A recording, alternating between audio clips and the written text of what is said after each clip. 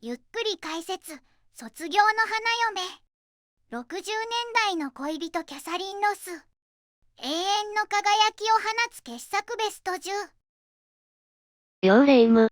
今回は60年代の恋人こと、キャサリン・ロスの傑作ベスト10を紹介するぜ。キャサリン・ロスと言ったら映画、卒業の花嫁姿よね。あのラストシーンは今見ても本当に素敵だわ。そうだな。だがレ夢ム、今回はそのラストシーンも含めて、彼女の魅力を徹底的に語り尽くすつもりだ。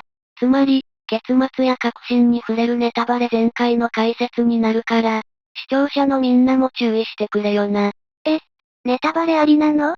でも確かに、彼女の出演作って、卒業だけじゃなく、衝撃的な結末の映画が多いもんね。その通りだぜ。名作の核心に触れずに、彼女の本当の凄さは語れないからな。昭和の映画ファンと記憶を共有するために、遠慮なく解説していくぜ。わかったわ。知っている映画でも新しい発見がありそうね。それじゃあ、早速ランキングを見ていきましょう。第10位。悪魔の口づけ。1967年。第10位は、1967年公開のサイコサスペンス、悪魔の口づけだ。卒業と同じ年に公開された作品だが、ここではキャサリン・ロスの全く違う一面が見られるんだぜ。卒業と同じ年なのに、違う一面。あちらは純粋な花嫁ってイメージだけど、タイトルからしてなんだか不吉な予感がするわ。その予感は当たっているぜ。実はこの作品、彼女が演じるのは恐怖で精神を破壊されていく若妻なんだ。彼女のトレードマークである大きな瞳が、喜びではなく絶望で見開かれる様子が凄まじい作品だぜ。精神を破壊されるなんて穏やかじゃないわね。一体どうしてそんなことになっちゃうの？舞台はマンハッタンの豪邸だ。キャサリン演じるジェニファーと夫のポールは、退屈しのぎに悪趣味なゲームやいたずらを楽しむ生活を送っていた。だが、シモーヌ・シニョレ演じる謎の女性リサが現れたことで、その遊びは取り返しのつかない事態へと発展していくんだ。謎の女性って怪しすぎるわ。その人が来てから、何が起きたの？リサの誘導でゲームはエスカレートし、ついには死体を隠すという状況に追い込まれるんだ。ジェニファーは恐怖でパニックになるが、実はこれが全ての始まりだった。なんとこの悲劇は、夫のポールとリサが仕組んだ罠だったんだよ。どういうこと？旦那さんもグルだったってこと？その通りだ。ポールは妻を精神的に追い詰め、財産を奪うためにリサと共謀していたんだ。信じていた夫に裏切られ、ジェニファーは完全に心が壊れてしまう。この映画の見どころは、そんな彼女の絶望の表情にあるんだぜ。信じていた人に裏切られるなんて、一番怖い結末じゃない。可憐な彼女がそんな目に遭うなんてショックだわ。ああ、だが、その悲劇的な結末こそが、彼女の美しさをより際立たせているとも言える。美貌と狂気が同居するこの作品は、彼女の演技力が光る初期の隠れた名作だぜ。第9位。さあ、レガシー。1978年。第9位は、1978年公開のオカルトホラー、ザ・レガシーだ。キャサリン・ロスの絶叫演技と、独創的な死の描写が語り継がれる大作だぜ。オカルトってことは、悪魔とかが出るの？綺麗な彼女がひどい目に遭うのは見たくないような、見たいような。この映画が伝説となっている理由は、トラウマ必至の死に様と、ホラーにあるまじき意外な結末にあるんだぜ。物語は、彼女演じるマーガレットと恋人のピートが、イギリスである屋敷に招かれるところから始まる。ちなみにピート役のサム・エリオットは、後に彼女の本当の夫になる俳優なんだ。未来の旦那様と共演してたの。それはロマンチックだけど、一体どんな怖いことが起きるの？屋敷の招待客が次々と謎の死を遂げるんだ。特に有名なのが、プールのシーンだ。招待客の女性が泳いでいると、突然水面がガラスのように硬化して塞がり、そのまま出られずに溺死してしまうんだ。うわぁ、想像しただけで息が詰まりそう。水面が壁になるなんて、絶対に助からないじゃない。他にも、ザフーのロジャー・ダルトリー演じる客が、食事中に喉に骨を詰まらせて窒息死するシーンも強烈だ。彼らは屋敷の主の魔力によって、不可解な事故死に見せかけて消されていくんだぜ。聞いているだけで痛々しいわ。で、結局キャサリン・ロスも殺されちゃうの？そこが衝撃のラストだ。実は彼女は、屋敷の主の力を受け継ぐ後継者として呼ばれていたんだ。仲間や恋人が次々と犠牲になる中、彼女は生き残るために、望まぬ強大な魔力を受け入れるしかなくなるんだ。それって闇落ちしちゃうってこと？ああ、ラストシーンでは、彼女が新たな屋敷の主として君臨する姿が描かれるんだが、その表情はどこか冷たくて不気味なんだ。美しかった彼女が、逃げられない呪縛に囚われて終わる。まさに後味の悪いホラーの傑作だぜ。第8位、シェナン同化は1965年。第8位は、1965年の名作、シェナンドー川だ。これはキャサリン・ロスの本格的なスクリーンデビュー作で、あの伝説的名優ジェームズ・スチュワートと共演した作品なんだぜ。デビュー作でジェームズ・スチュワートと共演。すごすぎるわ。やっぱり最初から光るものがあったのね。どんな役だったの？彼女は、スチュワート演じる主人公チャーリーの長男、ジェームズの妻であるアンを演じている。大家族の中で、義理の父からも実の娘のように可愛がられる。本当に初々しくて美しい役どころなんだ。愛されキャラなのね。タイトルからして西部劇っぽいけど、幸せな家族の物語なの？この物語の最大の特徴は、徹底した反戦のメッセージにある。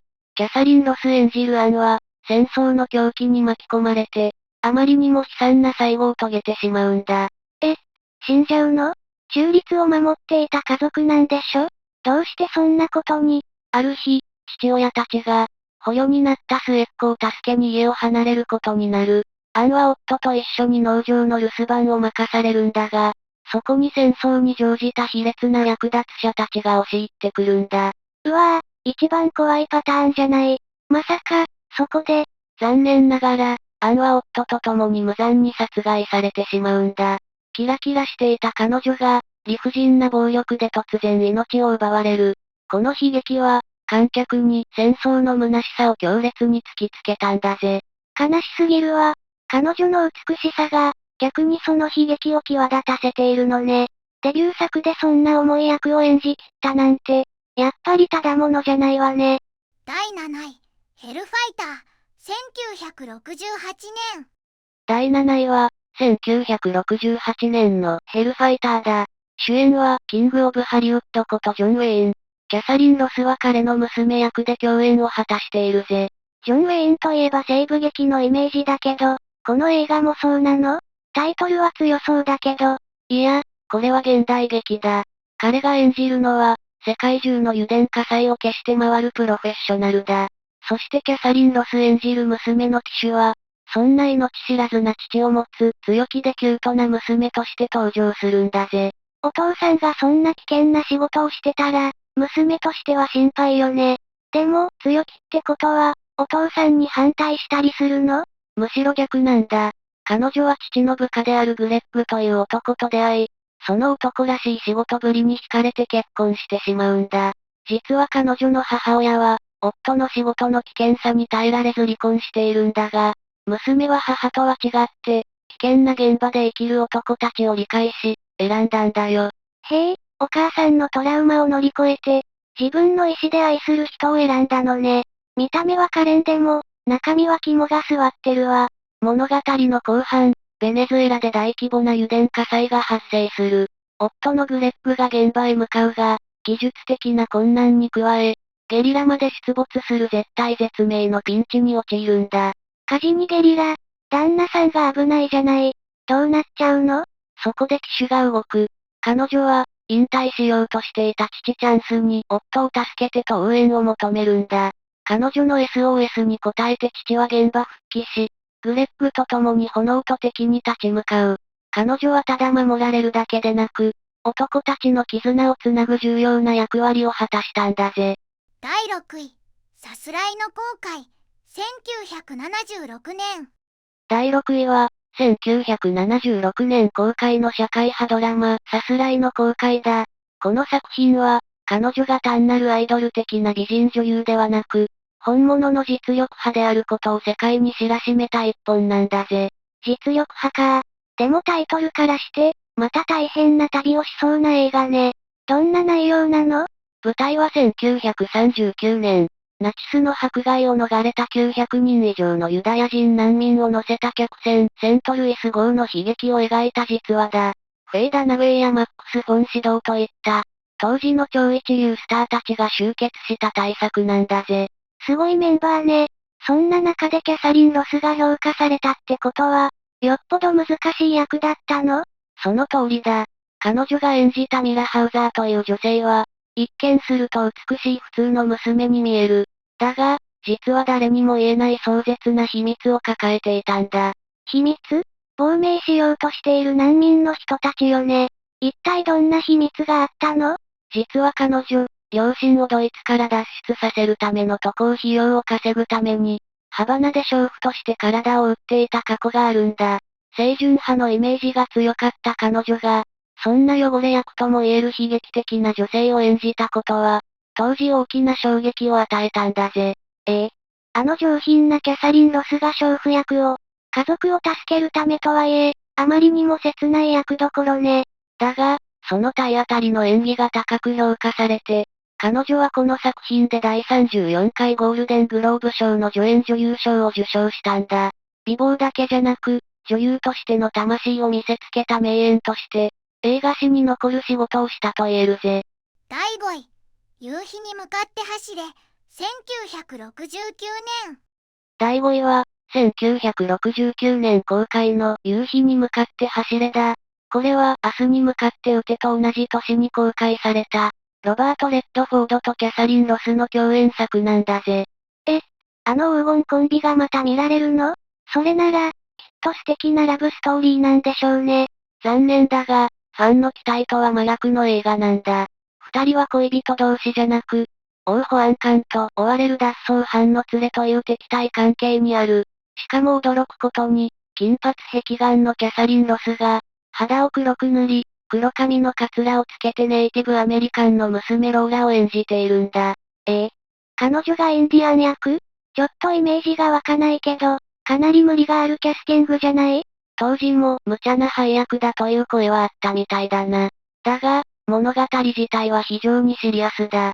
舞台は1909年、自動車や電話が登場し始めた時代の西部だ。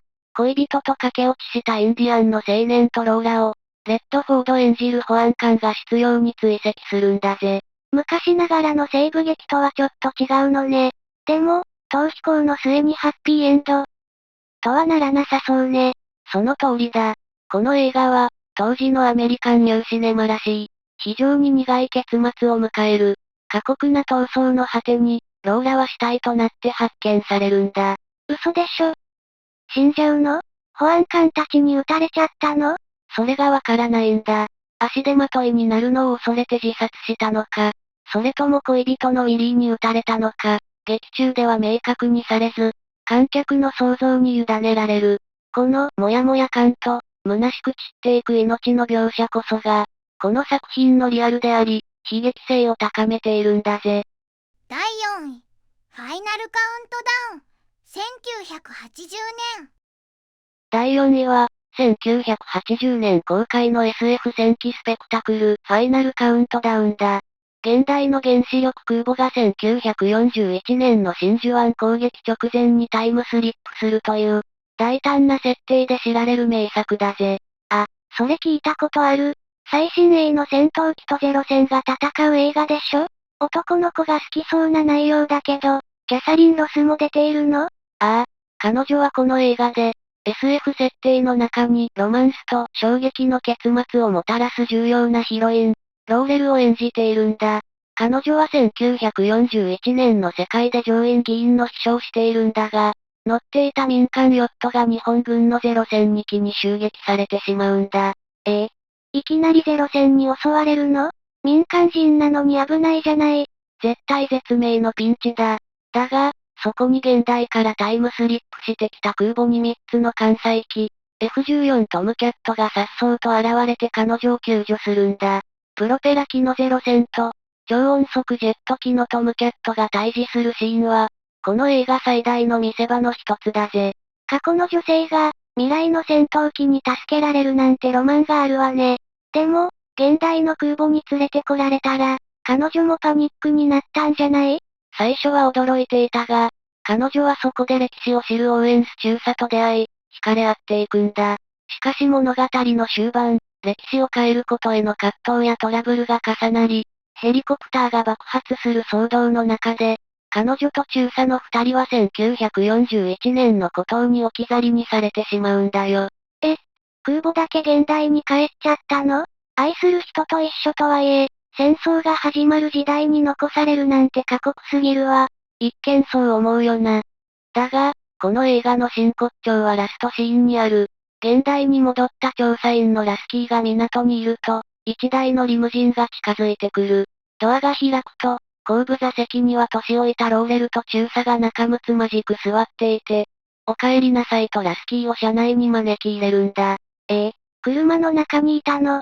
じゃあ二人は過去の世界で生き抜いて、現代までずっと一緒だったってこと？その通り。二人は歴史の知識を活かして大富豪になり、実はニミッツを建造した会社のオーナー夫妻として、自分たちを救った空母とラスキーを出迎えたんだよ。ラスキーが驚きながら車に乗り込むラストは、最高に粋なハッピーエンドとして語り継がれているんだぜ。第3位、ステップフォードワイフ、1975年。第3位は、1975年公開の SF ホラー、ステップフォードワイフだ。2004年にニコール・キッドマン主演でリメイクされたから知っているかもしれないが、キャサリン・ロスが主演したこのオリジナル版は、笑い一切なしの救いのない恐怖を描いたカルト的傑作なんだぜ。リメイク版はブラックコメディっぽい感じだったけど、もともとは怖い映画だったのね。キャサリン・ロスがホラーの主役なんて珍しいけど、どんな恐怖が彼女を襲うの？この映画の恐怖は、幽霊や怪物じゃなく日常の違和感から始まるんだ。彼女演じる写真家のジョアンナは、夫と子供と共にコネチカット州のステップフォードという町に引っ越してくる。そこは美しい家が並ぶ理想的な郊外なんだが、住んでいる主婦たちがどこかおかしいんだよ。おかしいって、意地悪だったりするの？逆だ。みんな、完璧すぎるんだ。